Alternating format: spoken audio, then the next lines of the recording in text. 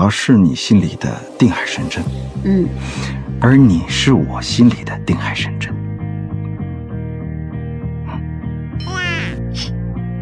上一秒，沈浩明还是个被夺走一切、父亲昏迷、身无分文的落魄继承人，下一秒，他却要在全城瞩目的竞标会上布下一个天罗地网，让不可一世的仇家当众身败名裂。而这一切都要从他带着妻儿去到乡下疗养说起。此刻，地产界的昔日骄子沈浩明正陪着妻子许妍和儿子浩辰，在姥姥家的院子里享受着难得的宁静。集团被夺，父亲重病昏迷，他不得不带着家人暂时离开是非之地。对他而言，最大的痛苦莫过于儿子浩辰因为一系列家庭变故，患上了严重的心理创伤，将自己封闭起来，不愿开口说一句话。许妍和姥姥想尽办法，用爱和耐心小心翼翼地呵护着这个受伤的孩子。终于，在一家人的努力下，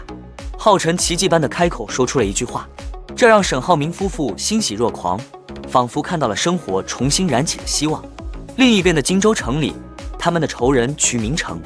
正志得意满地享受着胜利果实。他不仅夺走了沈家的金达集团，还将沈金松气得脑淤血昏迷，更让沈浩明一家成了丧家之犬。如今，他以胜利者的姿态，将目光投向了足以改变整个地产格局的北外川钻石地块，并向董事会立下军令状：只要拿下这个项目，他董事长的位置便再也无人可以撼动。他料定一无所有的沈浩明绝无翻身可能，却还是派人死死盯住他的一举一动。就在所有人都以为沈浩明会就此沉沦时，他却带着妻儿毅然返回了荆州。他激活了父亲早年创办的第一家公司兴业，召集了所有愿意与他共进退的骨干团队，准备向瞿明成发起绝地反击。可没钱、没人、没资源，拿什么去跟手握整个集团的瞿明成斗？沈浩明将全部希望都寄托在了另一位地产大鳄黄总身上。他带着一份筹备了4年的详尽方案，希望能说服黄总与他联手竞标。就在沈浩明为事业奔波时，妻子许妍的公司也遭遇了一场内部危机。公司的财务总监林涛一直暗恋着许妍的姐姐乔琳，为了得到她，这个心机男竟设下了一个歹毒的圈套。他利用职务之便，伪造了一份看似亏损的假报表，以此威胁乔琳，声称公司涉嫌骗贷，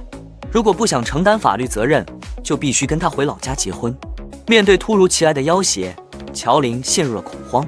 但许妍却从这看似天衣无缝的计划中嗅到了一丝不对劲。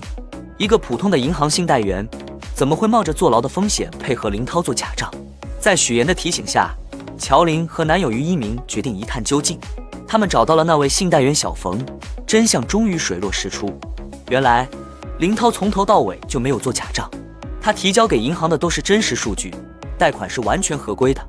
他只是利用了乔琳对财务和法律的不熟悉，上演了一出贼喊捉贼的心理战，企图用恐惧逼迫乔琳就范。在林涛精心布置的求婚现场，乔琳带着于一鸣和所有证据当面对质，彻底戳穿了他的卑劣谎言。这个自以为是的痴情众，最终等来的不是美娇娘，而是被公司开除的通知。解决了内部的蛀虫，沈浩明的外部战线却突生巨变。就在北外川地块竞标前夕，一直与他称兄道弟的黄总突然宣布撤资，单方面取消合作。这临门一脚的背叛，如同一盆冷水，浇灭了整个团队的希望。所有人都劝沈浩明放弃，认为以他现在的实力去竞标无异于以卵击石。然而沈浩明却力排众议，坚持要继续参与，哪怕只是去当个陪跑，也要让整个行业看到他沈浩明还没有倒下。瞿明成得知黄总撤资的消息后，更是得意忘形。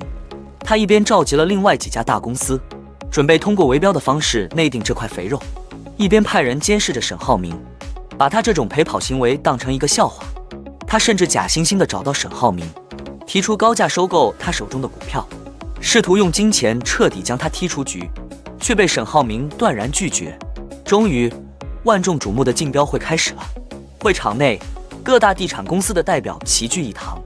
气氛庄重而紧张。瞿明成稳坐钓鱼台，仿佛已经胜券在握。就在主持人宣布开标的最后一刻，一个意想不到的人站了起来，正是那个背叛了沈浩明的黄总。他当着所有人和公证机关的面，拿出一沓厚厚的材料，实名检举金达集团董事长瞿明成，主导策划了一场彻头彻尾的围标行动，并详细列出了他们串通报价、瓜分标段的全部计划。全场哗然，瞿明成的脸色瞬间变得惨白。原来，这一切都是沈浩明和黄总联手导演的一出大戏。黄总的背叛是假，目的是为了麻痹瞿明成；沈浩明的陪跑是假，目的是为了吸引瞿明成的全部注意力。他们早就料到瞿明成会派人监视，便将计就计，通过这双眼睛，不断传递出错误信息，诱使瞿明成一步步走进他们布下的天罗地网。随着纪律检察机关的介入，瞿明成和他的同伙被当场带走调查。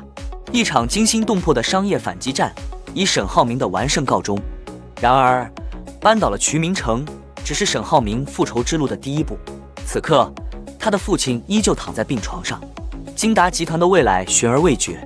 等待沈浩明的又将是怎样的挑战？